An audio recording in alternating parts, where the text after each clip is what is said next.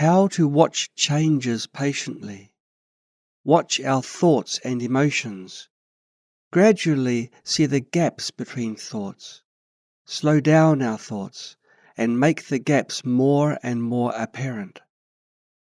This is what we should achieve in the early stages of meditation practice. During meditation, stay calm and free from any negative thoughts and views. Particularly, let go of any views. Empty your mind of views. It is even better if you can meditate without emotions. All right, let's continue to discuss the experiences of meditation. Experiences. As you continue to practice meditation, you may have all kinds of experiences, both good and bad. As you continue to practice meditation, the most noticeable aspect is during dreams. As your meditation practice deepens, you will encounter various states in your dreams. Just as a room with many doors and windows allows the air to enter from many directions, in the same way, when your mind becomes open, it is natural that all kinds of experiences can come in it. You might experience states of bliss, clarity, or absence of thoughts. In one way, these are very good experiences and signs of progress in meditation. For when you experience bliss, it's a sign that desire has temporarily dissolved. When your desire temporarily disappears, you are glad. When you experience real clarity, it's a sign that aggression has temporarily ceased. The sign that emotions and distractions have temporarily stopped is clarity. The mind is clear, bright, and luminous. When you experience a state of absence of thought, it's a sign that your ignorance has temporarily died. Being absent of thought, however, is a deviation from the path. By themselves, they are good experiences, but if you get attached to them, they become obstacles. These states are actually obstacles.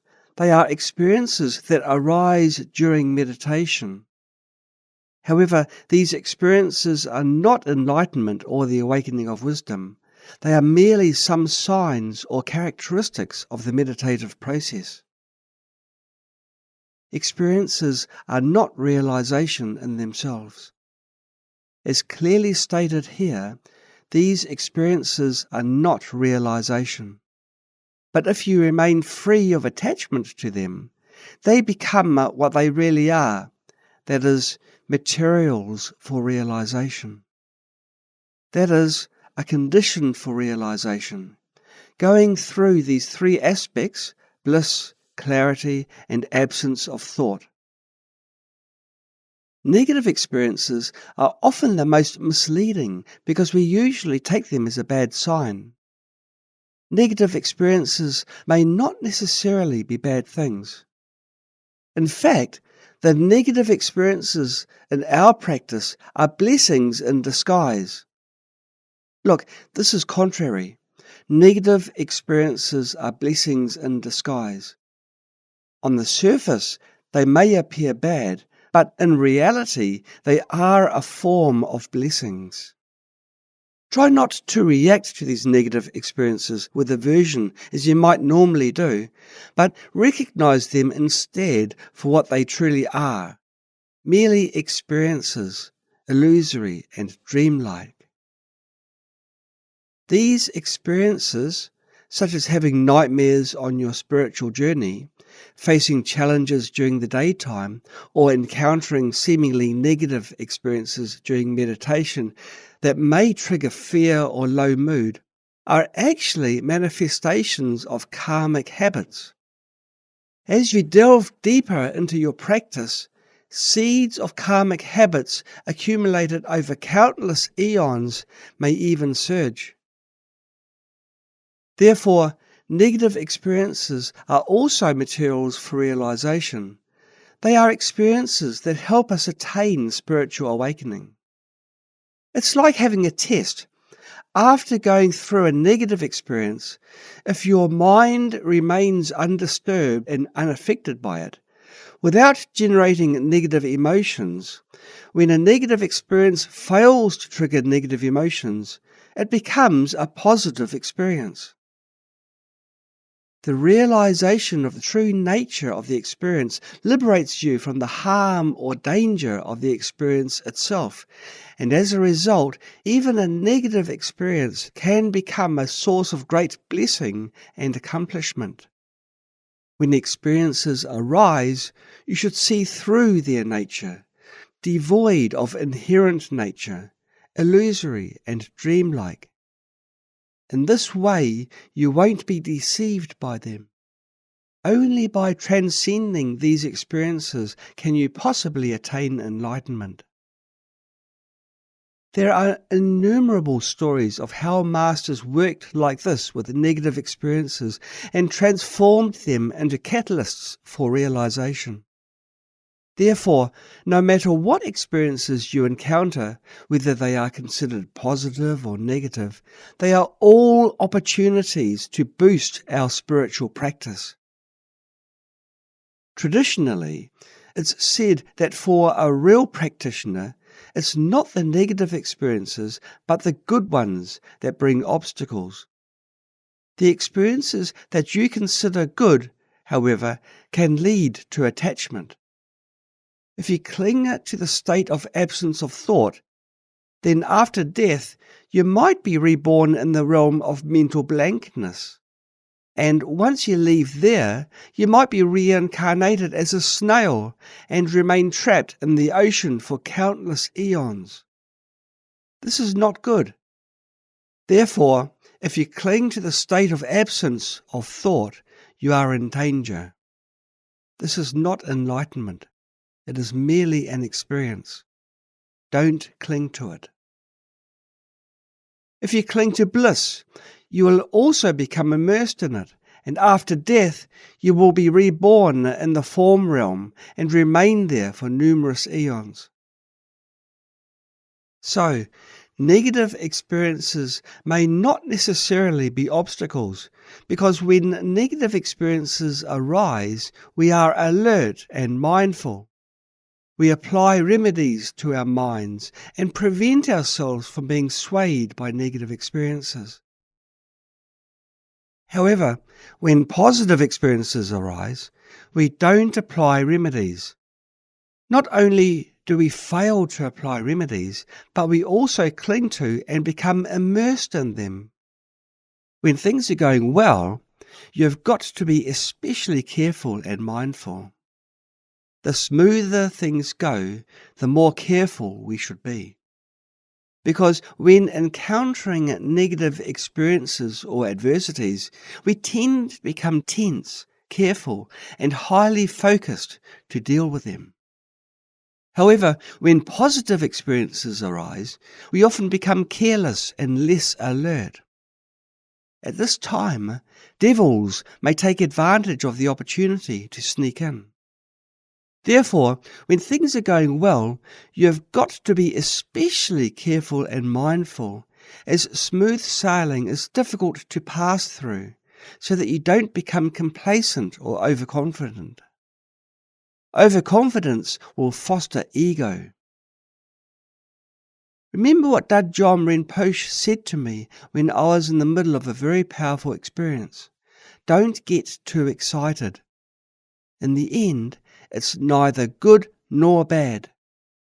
When you experience some extraordinary states, such as seeing the radiant Buddha or an image of the Buddha, or even receiving empowerment and blessings, you should never become attached.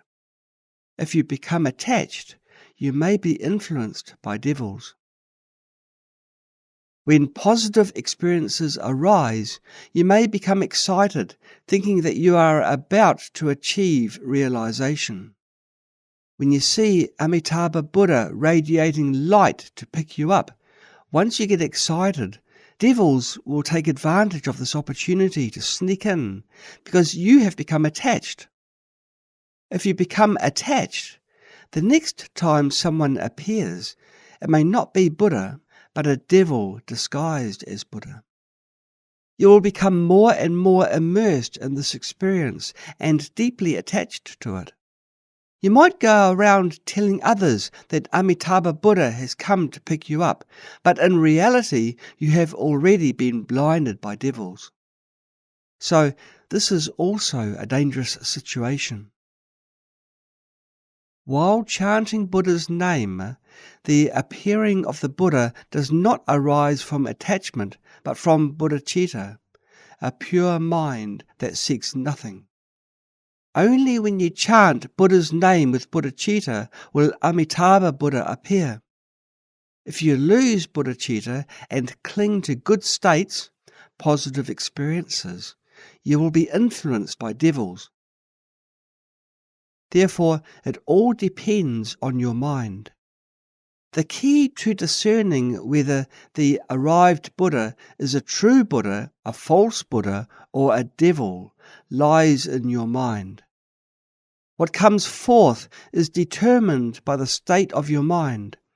If your mind is influenced by devils, then what you attract will undoubtedly be external devils. If you are chanting Buddha's name with genuine bodhicitta, then what you attract will undoubtedly be the authentic Amitabha Buddha.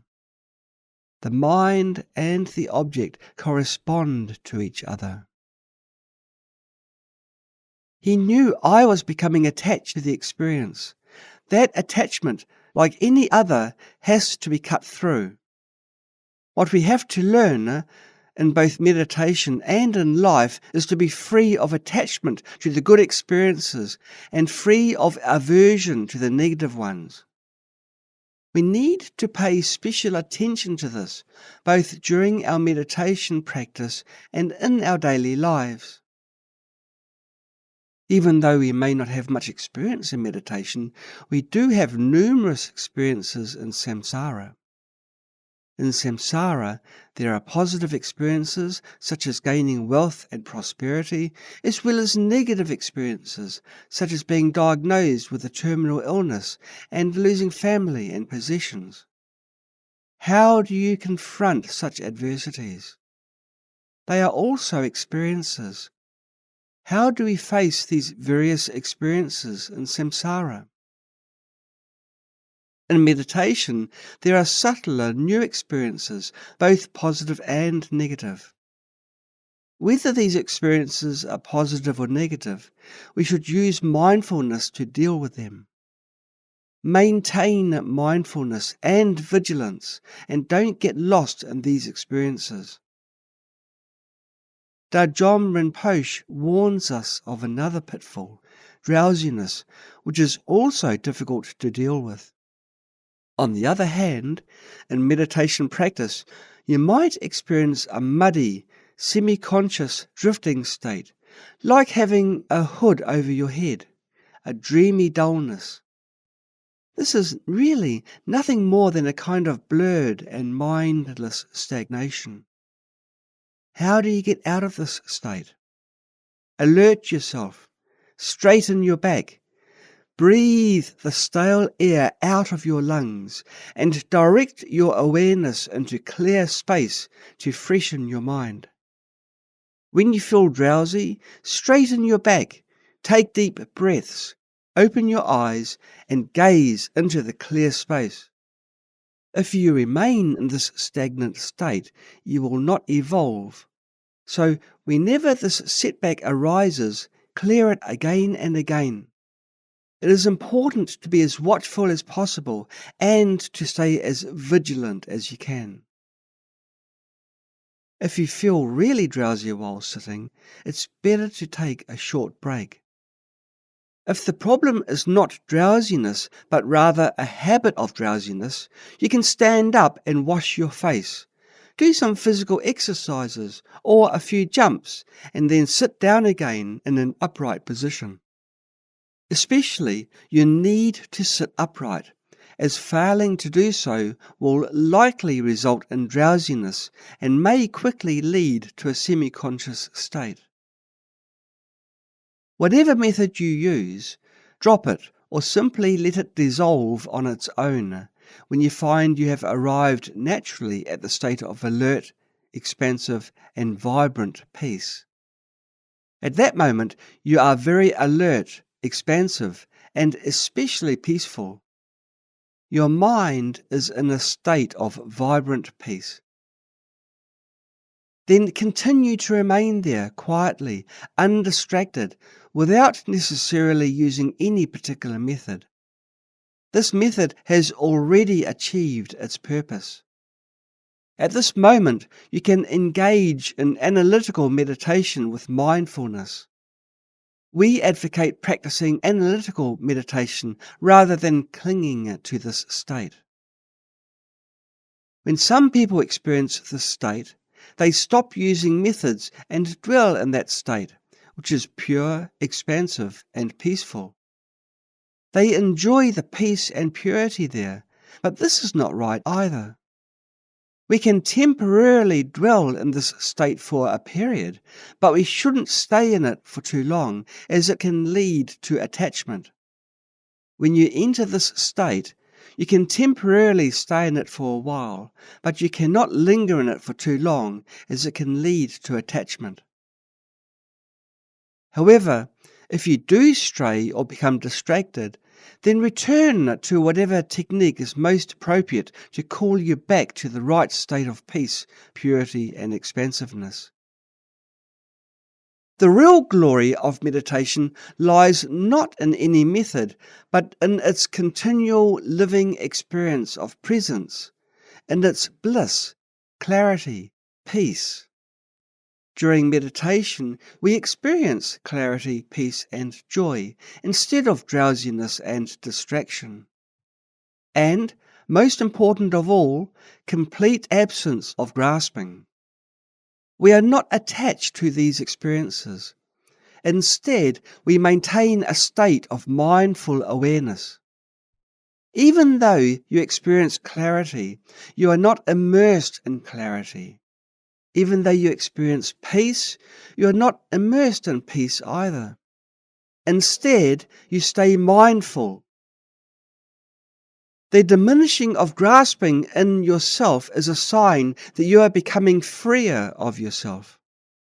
And the more you experience this freedom, the clearer the sign that the ego and the hopes, desires, and fears that keep it alive are dissolving, and the closer you will come to the infinitely generous wisdom that realizes egolessness.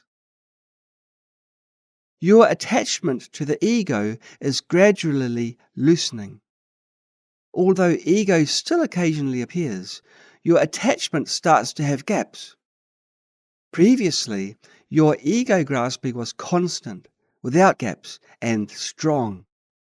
Now, although your ego grasping is still there, it is no longer constant, but rather has gaps in between. Although your ego grasping is still there, it's not as strong and insurmountable as before. Now, with just a little effort, the wisdom of egolessness can arise. Once you make a slight mental effort, you can experience the egoless state. Sometimes you can even abide in the egoless state for a little while. However, the ego grasping will re-emerge, and then you can meditate again. Gradually, you will come to the infinitely generous wisdom that realizes egolessness. When you live in that wisdom home, you'll no longer find a barrier between I and you, this and that, inside and outside. You'll have come finally to your true home, the state of non-duality. When you are in an egoless state, your mind has no sense of opposition towards all external phenomena and the five aggregates, including the five aggregates of other sentient beings. Previously, you were bound by the notion of I, followed with the notion of mine, leading to a strong sense of opposition. Now that you are egoless, the notions of I and mine are gone, Thus, the opposition is gone.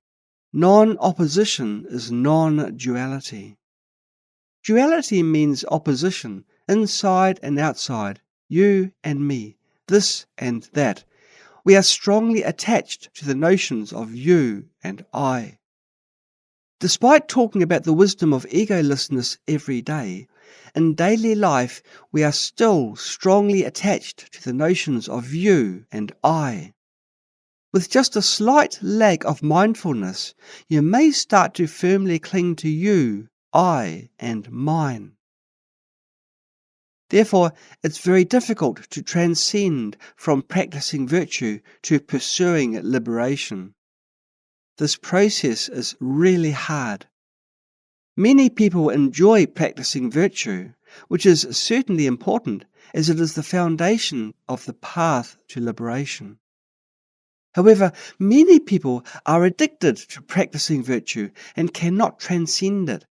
Even after countless eons, they still can't enter the path to liberation. So, it's really hard. Especially, some people have been practicing the path of virtue for many lifetimes, getting used to it. So when they encounter the path of virtue, they feel joyous.